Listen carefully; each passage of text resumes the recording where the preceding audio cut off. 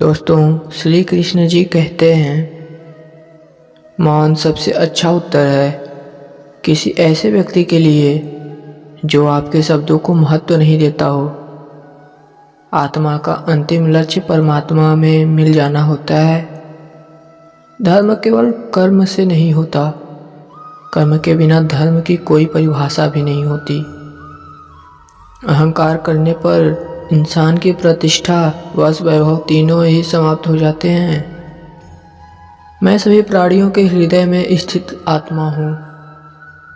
मैं सभी प्राणियों का आदि, मध्य और अंत भी हूँ। सत्य कभी नष्ट नहीं हो सकता। अच्छा करने से नहीं डरना चाहिए। आप केवल निस्वार्थ भाव से कर्म कीजिए, वही आपके हाथ में है। मनुष्य कितना भी गोरा क्यों ना हो, परंतु उसकी परछाई सदैव काली होती है। मैं श्रेष्ठ हूँ यह आत्मविश्वास है, लेकिन सिर्फ मैं ही श्रेष्ठ हूँ यह अहंकार है। व्यक्ति जो चाहे बन सकता है, यदि विश्वास के साथ इच्छित वस्तु पर लगातार चिंतन करे तब। प्रेम सदैव माफ़ी मांगना पसंद करता है और अहंकार सदैव माफ़ी सुनाना पसंद करता है। जो रास्ता ईश्वर ने आपके लिए खोला है, उसे कोई भी कभी नहीं बंद कर सकता। मनुष्य का जीवन केवल उसके कर्मों पर चलता है। जैसा कर्म होता है वैसा उसका जीवन होता है। एक बार माफ़ करके अच्छे बन जाओ, परंतु दोबारा उसी इंसान पर भरोसा करके बेवकूफ़ कभी मत बनना। मन की गतिविधियाँ, होश, श्वास और भावनाओं के माध्यम से भगवान की शक्ति सदा तुम्हारे साथ है।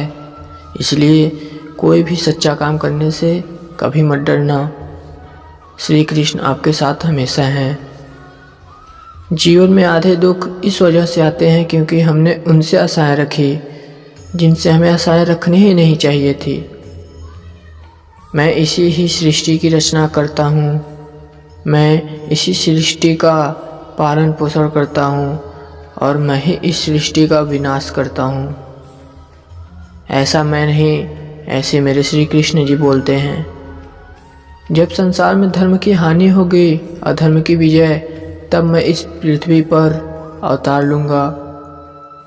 शांति से सभी दुखों का अंत हो जाता है और शांत चित्त मनुष्य की बुद्धि शीघ्र ही स्थिर होकर परमात्मा से युक्त हो जाती है।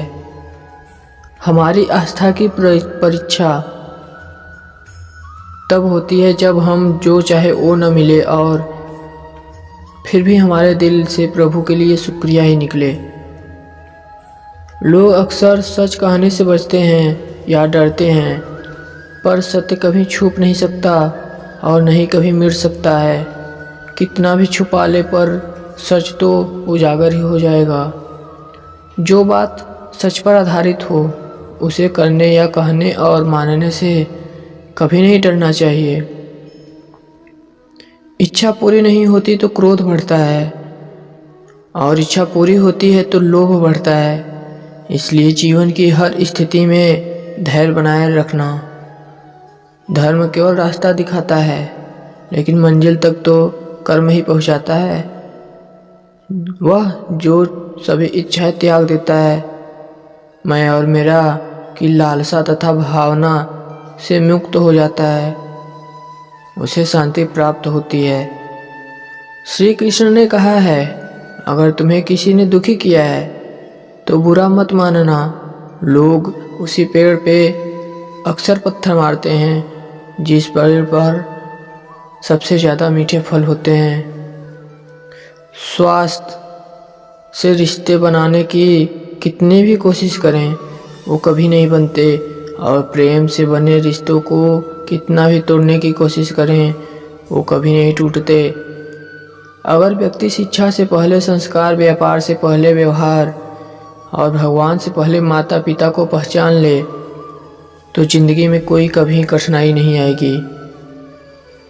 जिस मनुष्य ने जवानी में बहुत पाप किए हैं, उसे बुढ़ापे में नींद नहीं आती। श्री कृष्ण कहते हैं कि मनुष्य को अपने मन को बार बार समझाना चाहिए कि ईश्वर के सिवा उसका कोई नहीं है। परिवर्तन इस संसार का नियम है। कल जो किसी और का था, आज वो तुम्हारा है, कल किसी और का होगा। विषयों का चिंतन करने से विषयों की आसक्ति होती है, आसक्ति से इच्छा उत्पन्न होती है और इच्छा से क्रोध होता है, क्रोध से सम्मोहन और अविवेक उत्पन्न होता है। जो कुछ हुआ अच्छे के लिए हुआ, जो हो रहा है अच्छे के लिए हो रहा है, जो होगा वह भी अच्छे के लिए ही होगा। मेरे लिए न कोई घृणित है और न ही कोई प्रिय, न कोई निर्धन है न ही कोई धनी। वही जो भक्ति भाव के साथ मुझे याद करते हैं, मैं उनका हूँ और वो मेरे।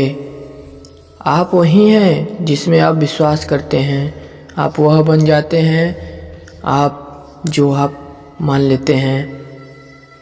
अगर तुम अपना कल्याण चाहते हो तो सभी तरह के उपदेशों, सभी धर्मों को छोड़कर मेरी शरण में आ जाओ। मैं तुम्हें अवश्य मुक्ति प्रदान करूँगा। जिस इंसान के चारों तरफ नकारात्मक लोग रहते हैं, उस इंसान का मंजिल से भटक जाना तय है। जिंदगी में सब कुछ खत्म होना जैसा कुछ भी नहीं होता। हमेशा एक नई शुरुआत हमारा इंतजार कर रही होती है। इंद्रियां के अधीन होने से मनुष्य के जीवन में विकार और परेशानियां आती हैं। सुख दुख का आना जाना सर्दी गर्मी के आने जाने जैसा ही है, इसलिए इन्हें सहन करना सीखना ही उचित है। निर्बलता अवश्य ईश्वर देता है, परंतु मर्यादा मनुष्य खुद निर्माण करता है। जीवन में वाणी को स्वयं में रखना अनिवार्य है, क्योंकि वाणी से दिए हुए घाव कभी भरे नहीं जा सकते। मनुष्य उसके लिए शोक करता है जो करने के योग्य नहीं है, और फिर भी ज्ञान की बातें करते हो। बुद्धिमान व्यक्ति ना जीवित और न ही मृत व्यक्ति के लिए शोक करते हैं। मैं हमेशा तुम्हारे साथ और तुम्हारे पास रहता हूँ, चाहे तुम कुछ भी कर रहे हो। जो हुआ अच्छा हुआ, जो होगा अच्छा ही होगा।